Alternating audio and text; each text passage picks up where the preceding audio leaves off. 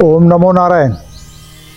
मैं आचार्य डॉक्टर मोहनपुरी शिवधाम सरकार नासिक से बोल रहा हूँ। आज मैं आपको कैंसर रोग के बारे में, कैंसर और आयुर्वेद, इसके बारे में थोड़ी मैं जानकारी देना चाहता हूँ। मित्रों, सबसे पहले तो अपने को ये पता होना चाहिए कि भाई कैंसर क्या है और कैंसर कैसे होता है। तो मित्रों, मैं आपको एक सीधी सादी बात कहता हूँ कि उदाहरण के तौर पे आपको, अगर आप खैनी खाते हैं, गुटखा खाते हैं, तो खैनी गुटखा खाने के बाद जो है कुछ दिन तो आपको बहुत अच्छा लगता है, लेकिन आपके मुख के अंदर जो स्पेसिस होती है, जैसे हर दिन अपने शरीर के अंदर हजारों करोड़ों स्पेसिस नई तैयार होती है और हजारों मर जाती है और फिर पेशाब के द्वारा जो है बाहर, वो शरीर बाहर फेंकी जाती है।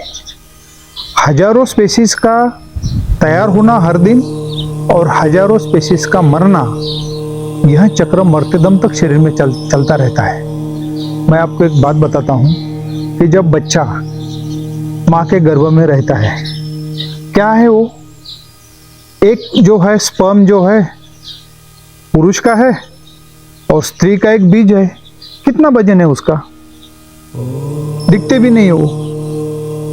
फिर इतना बड़ा इंसान 70-80 किलो का कैसा हो जाता है। तो यहाँ तो अपने शरीर में जन्म लेने के बाद मरते दम तक हमारा जो है आयुर्वेद तो यह कहता है कि जो 7 साल में आपका अभी शरीर है, आपकी आंखें है, आपके हाथ है, आपकी स्किन है, आपका जो है शरीर के अंदर के पार्ट्स है, ये 7 साल में सब चेंज हो जाते हैं। यानी वहाँ की जो स्पेसिस है वो 7 साल के अंदर जो है, अभी जो मेरे समझो ये स्किन में यहाँ पर समझो है, ये गाल के ऊपर समझो है कुछ, यहाँ स्किन है, मेद है, मांस है, तो ये 7 साल में ये नहीं रहता है। वो मर के जो है वो बाहर शरीर के अंदर फेंका जाता है, बाहर फेंका जाता है और नई चीज तैयार होती है। तो ये हर दिन का खेल है। इसमें कैंसर में होता क्या मित्रों कि शरीर में यह जो हजारों स्पेसियोस का हर दिन तैयार होना और मरना, यह एटोनोमस क्रिया शरीर के अंदर चलता है।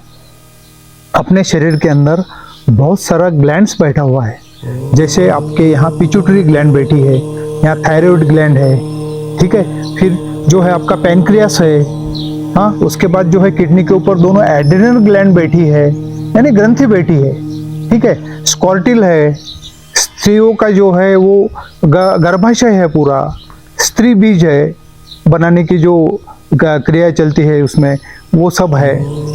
तो उसके बाद जो है प्रोस्टेट ग्लैंड है, तो लिवर है।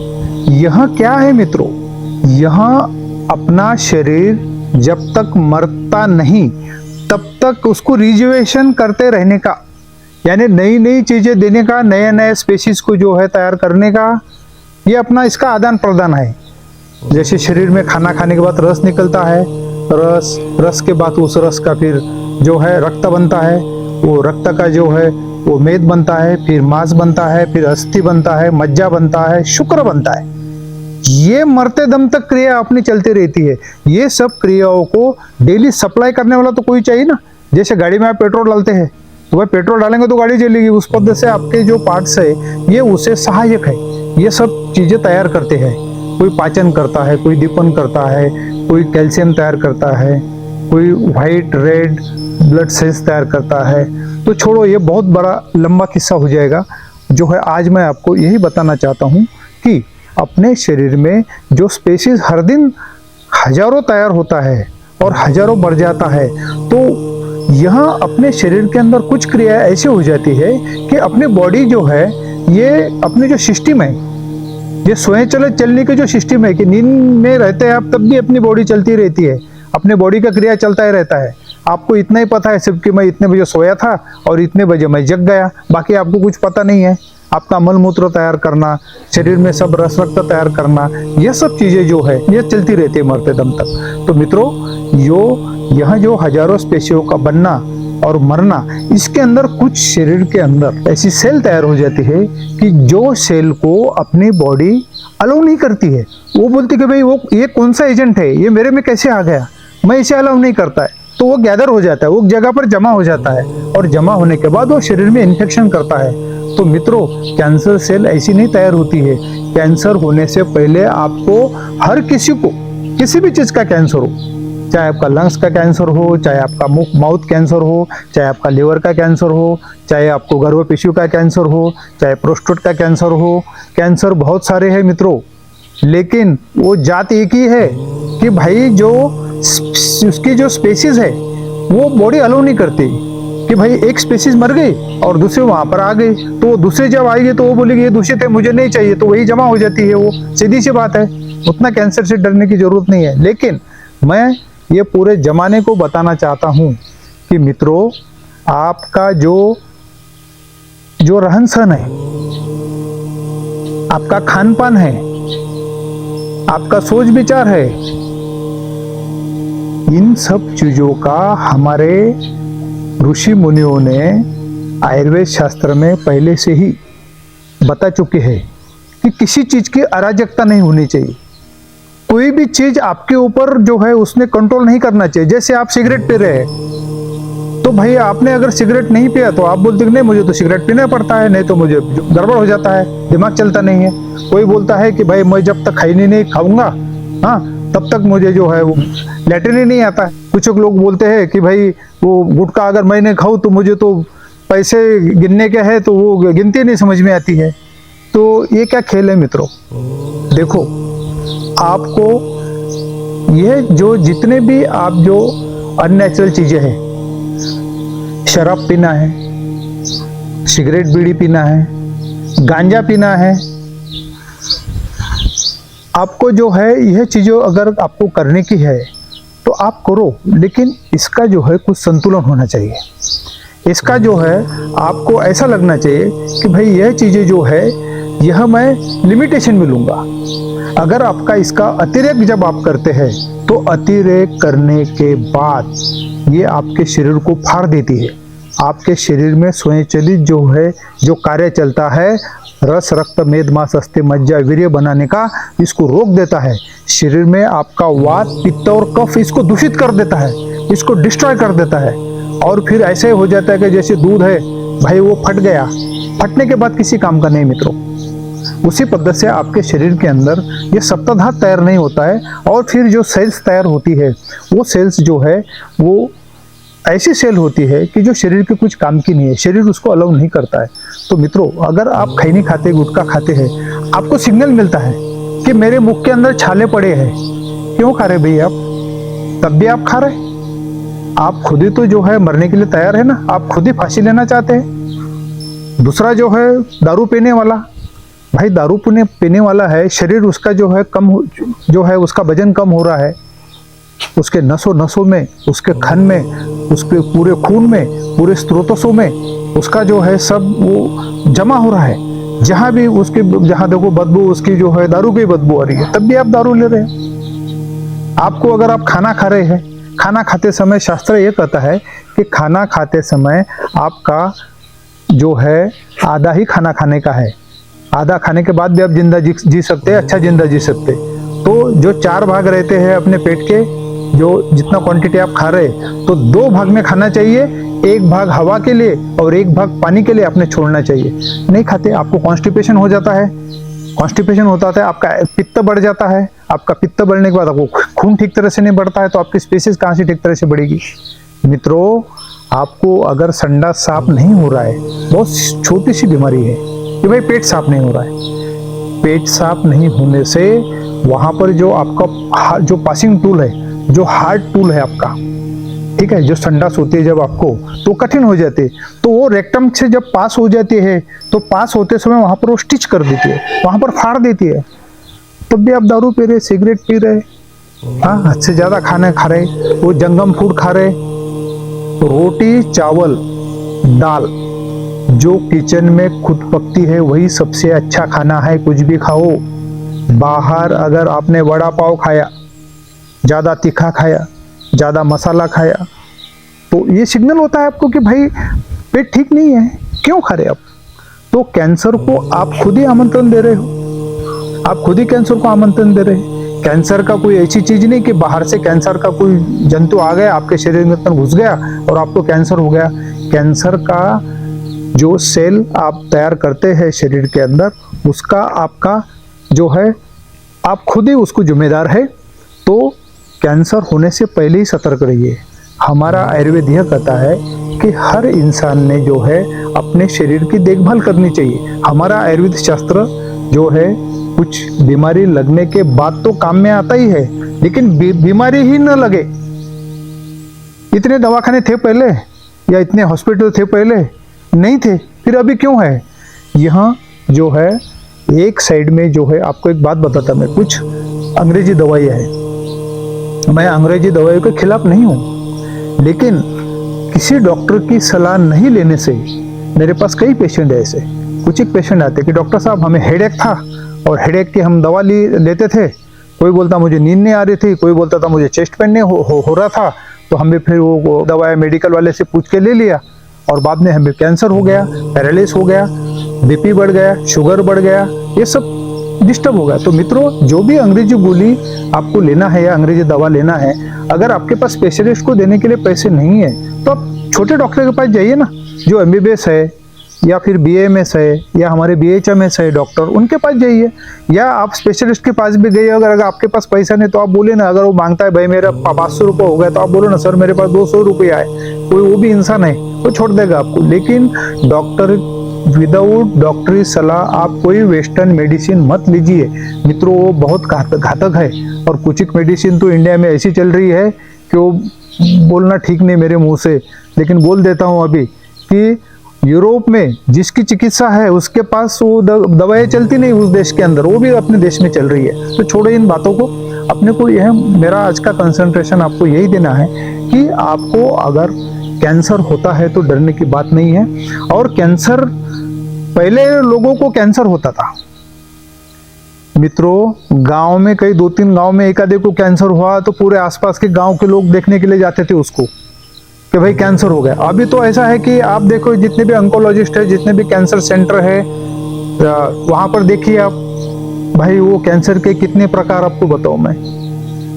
तो एक ही लाइन में अगर उसे कहा जाए तो कैंसर यानी क्या?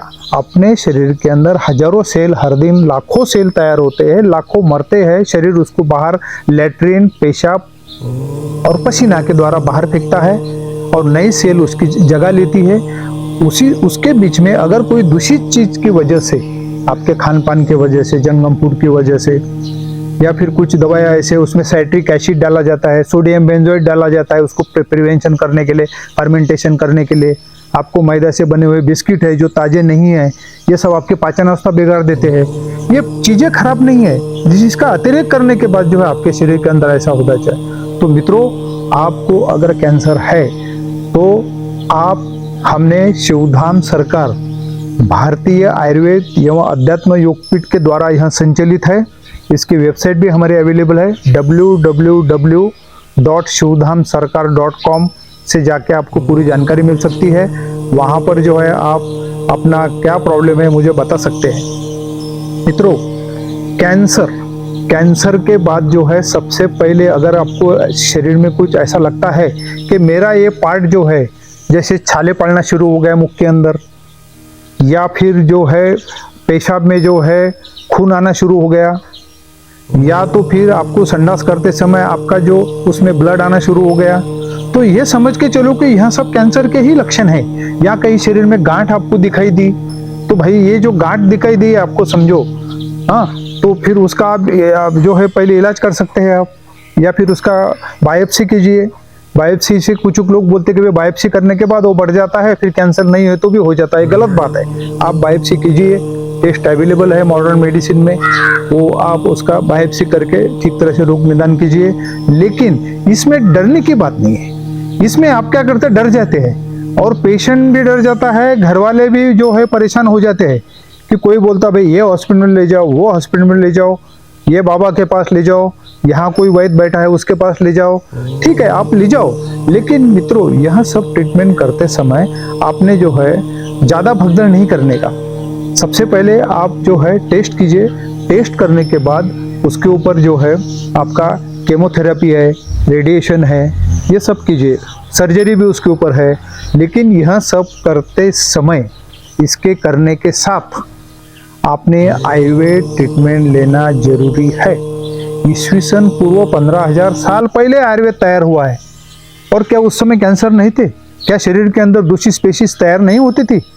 तो उसके लिए हमारे आयुर्वेद के अंदर बहुत सारी चिकित्सा बताई है, जिसमें जो है शरीर का शुद्धिकरण करना पंचकर्म से, मर्म चिकित्सा है, कुछ एक पॉइंट्स अपने शरीर के अंदर है उसे दबाने से भी आपके एंडोक्राइन सिस्टम ठीक तरह से काम करना शुरू कर देती है।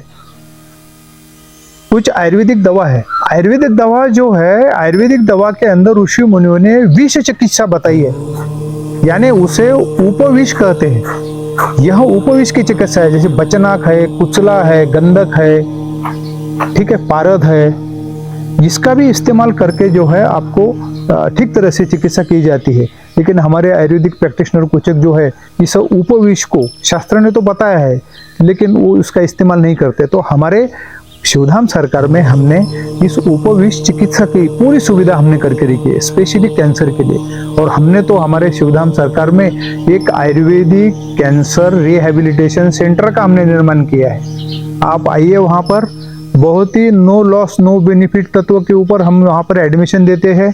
आप रोगियों को यहाँ पर 15 दिन या महीना रख भी सकते हैं, या फिर आप सिर्फ रोगियों को एक बार नाड़ी परीक्षण दर्शन कर हमारा जो है 1 महीने का डोज ले भी सकते हैं। ऐसा नहीं कि यहाँ आने के बाद आपको जो है कुछ भी लूटने का, कि भाई जो है कि इतने हज़ार का ट्रीटमेंट होगा। सिर्फ हमने 2,500 रुपये में 1 महीने का कैंसर, किसी भी चीज़ का कैंसर हो, हमने वो ट्रीटमेंट रखा है। तो 2,500 रुपये में 1 महीने का ट्रीटमेंट आप ले सकते हैं। मित्रों, इसमें पेशेंट की जो भगदड़ होती है और घर वालों की जो भगदड़ होती है, कैंसर रोगी होना यानी घर का भी सब पैसा खत्म हो जाता है। कुछ लोग तो अपना घर बेच के या खेती बेच के उसके ऊपर ट्रीटमेंट करते हैं। इतना करने की जरूरत नहीं मित्रों। और सभी वैद्य लोगों को, सभी डॉक्टर लोगों को मेरा यह सलाह है, मित्रों आप 1000 यज्ञ करके फायदा नहीं है। किसी रोगी को उसके बीमारी से आपने बाहर निकालना, यह बहुत ही पुण्य का काम है। तो ऐसा नहीं है मित्रों, जो अवेलेबल ट्रीटमेंट अभी है आज की डेट के अंदर, चाहे एलोपैथी हो, चाहे आयुर्वेद हो, चाहे होम्योपैथी हो, इसके अंदर 100% उसका सोल्यूशन नहीं है। तो आप क्यों डर रहे हैं, आप क्यों भग रहे हैं, आप क्यों पैसा खर्चा कर रहे हैं? तो मित्रों सही जानकारी के लिए और सही इंफॉर्मेशन के लिए एक बार हमारे शिवधाम सरकार में किसी भी गुरुवार को आप नंबर लगा के आइए। यहाँ पर रश रहता है, इसलिए नंबर लगा के आना बहुत जरूरी है। आप किसी गुरुवार को आइए, हम आपको यहाँ पर हमारी कुछ आयुर्वेद ट्रीटमेंट भी है और मंत्र चिकित्सा भी हमारी चलती है।